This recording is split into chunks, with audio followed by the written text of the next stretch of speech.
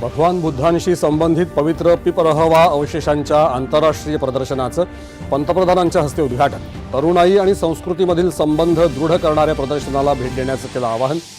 भारतासाठी भगवान बुद्धांचे पवित्र अवशेष वारशाचा आणि संस्कृतीचा अविभाज्य भाग। भारत हा केवळ बुद्धांच्या वारशाचा संरक्षकच नाही, तर त्यांच्या चिरंतन परंपरांचा वाहक। पंतप्रधान। राज्याच्या पोलीस महासंचालकपदी वरिष्ठ पोलीस अधिकारी सदानंद दाते आज रुजू। रश्मी शुक्लांना देण्यात आला निरोप।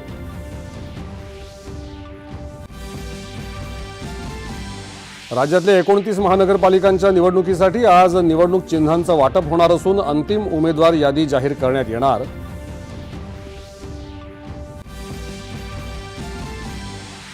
महापालिका निवडणुकीसाठी मुख्यमंत्री देवेंद्र फडणवीस यांनी केला सांगलीमधून प्रचाराला प्रारंभ।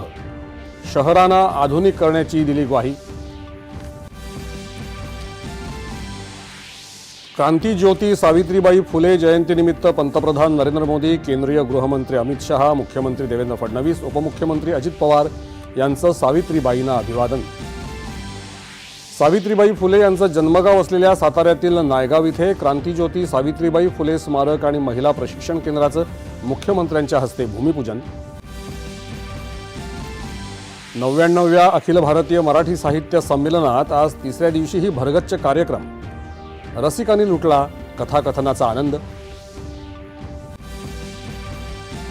अमेरिकेची व्हेनेझुएलावर लष्करी कारवाई। व्हेनेझुएलाचे अध्यक्ष निकोलस मादुरो यांना पत्नीसह अटक। रशियानं अमेरिकेच्या कारवाईचा केला निषेध।